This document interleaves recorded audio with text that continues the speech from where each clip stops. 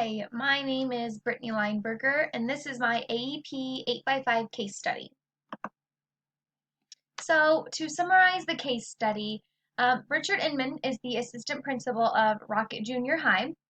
He tries his best to form relationships with students by participating in activities with them, and he makes that his mission.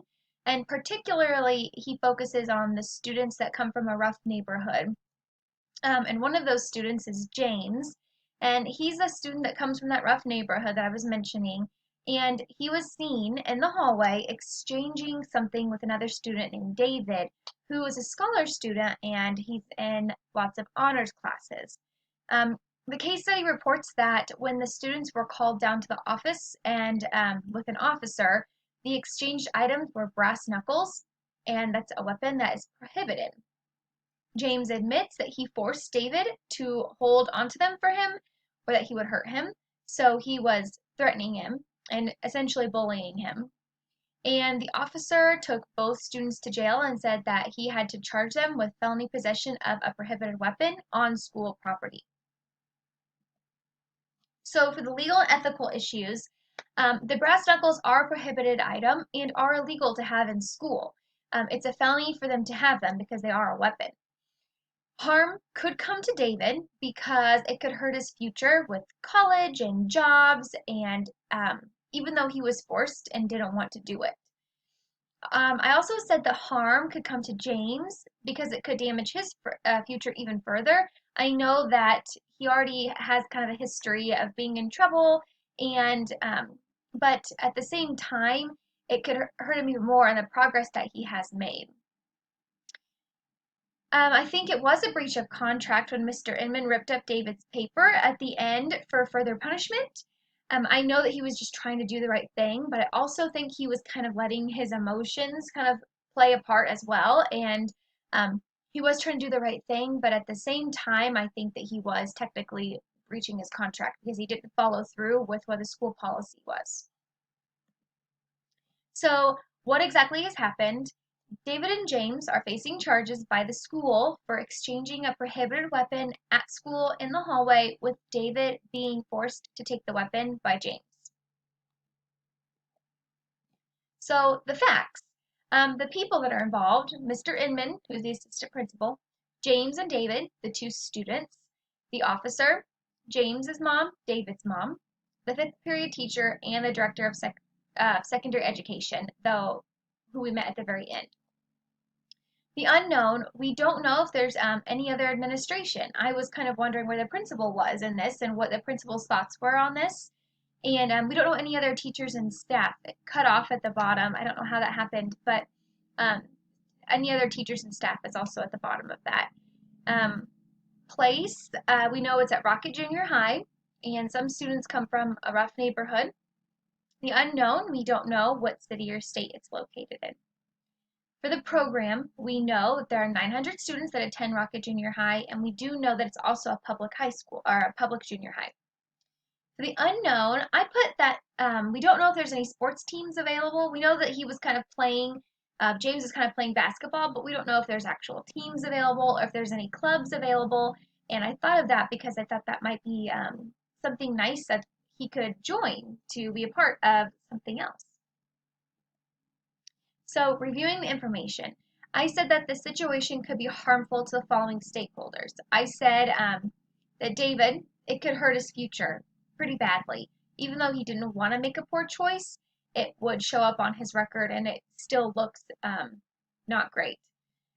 James, it could not help his progress he has made, and it could set him back even further. The assistant principal, I said it could hurt his relationship with the students and their parents because David's mom was awfully angry, and I think that could impact the community as well if he doesn't make the correct choice within both parents. And I also said that it could be harmful to the moms of David and James. Mr. Inman has consulted with James's mom and David's mom on the situation. They had different responses to the consultation. James's mom was not upset, wanted him to learn a lesson, said keep him in jail. And David's mom was very upset, very surprised at what had happened because he had never been in any kind of trouble like this before. I do feel like I know a lot about this situation. I felt like I knew quite a bit when I was reading it, but I would like to know a little bit more. Something I thought would be nice to know would be the school policy on bullying, because essentially that's what was happening with James and David. James is bullying David by threatening him that he was going to hurt him, and I would like to know what the policy on bullying is and see if that plays a part in the felony charges. So section 6 is the options and consequences, and I did like this section a lot because I really could think about the options and what I would do as a leader, and I was kind of laying out all my options and what I would personally do. So option 1 was nothing is done and both students are charged with a felony and go to the alternative school. Option 2, Mr. Inman finishes the paperwork for James and he is sent to the alternative school for a certain amount of time. And then he also gets visits from Mr. Inman to keep that relationship built up. And David meets with a counselor to discuss how to report bullying and how to say no. Option 3, the paperwork is filled out for both students, but only James is sent to the alternative school. David does not have to go to the other school, but is still charged with a felony. And option 4, both students are let off the hook and are both allowed in school. So when I was evaluating my options, I kind of had fun with this because it was kind of interesting. I do pros and cons of a lot of things when I'm making decisions, so I did also really enjoy this as well. For option 1, with the no action, both being charged, I said the pros are James will get a punishment and he will possibly learn a lesson, and that the school policy will be followed. And for the cons, I said James will continue to get worse after the progress he has made. And David could start to dislike school and go down the wrong path that we don't want him to. For option 2, I said only James is punished for this one. And pros are James will be held accountable for his actions, David will get help and will know how to report bullying, and David will continue his academic success. Cons are James could get worse at being the alternative school with the assistant principal without that relationship with that assistant principal. All right, for option 3, this is where the paperwork is filled out. And the pros, I said the documentation will be filled out about what happened. David can stay at the school for another chance, and James will be held accountable and can hopefully get watched more carefully and start making some better choices. Cons are David is charged with a felony and when he was forced to do something and it doesn't seem as fair to David. And David could dislike school, have negative feelings about it, and that academic success could plummet. Option 4, no charges. The pros, moms will be happy because they're not facing charges, and they will not have felony charges for their future.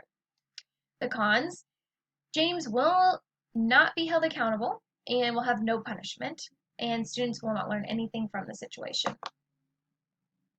So my decision I chose was option 2. I chose option 2 where James is charged since it is against the law, and he's sent to an alternative school where he can be watched closer and hopefully learn a lesson. Since the assistant principal has formed a good relationship with him, he could visit him and play basketball with him at the alternative school. I thought maybe they could schedule a time, maybe like once or twice a week, where he could go over and play basketball with him. And this will keep that relationship and will make for a smooth transition when he's ready to come back and when he's shown that he's ready to come back to the school. In this option, David will not be charged and be sent to alternative school, but he will still learn by going to the counselor to discuss how to report bullying and how to stand up for yourself and learn some really, really good life skills that he will need for his future.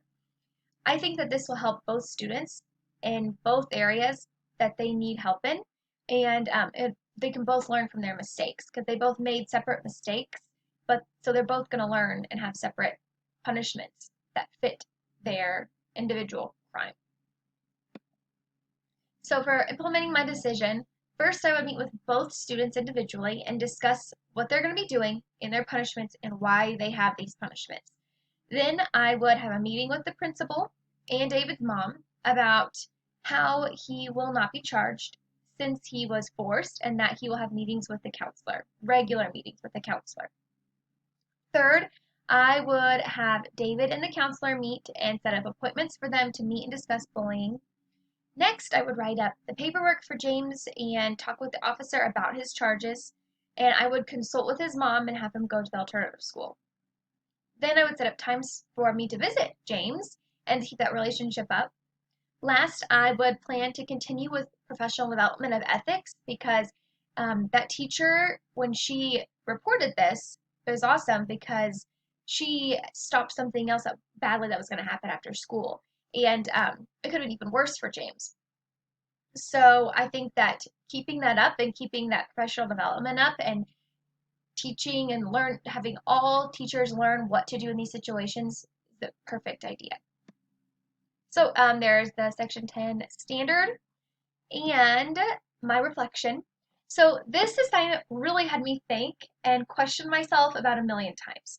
I kept thinking about what would be ethical, what's right, but then I thought about it and I was like, but this is how I would feel if I was that kid. But so like my emotions were also playing a part. Um, so it's a really difficult thing to be a leader in these situations and wanting to make the best decision for everyone. And I truly, and this makes me so thankful for my leaders in my school because um, they do a lot of things that you don't even notice that they do with individual students, and they have things that pop up all the time. And I've definitely learned that principals, assistant principals, administration do not have it easy. So I think that that's what I've definitely learned this whole class is that they do not have it easy. They have hard jobs, and I'm very, very thankful for some good leadership roles.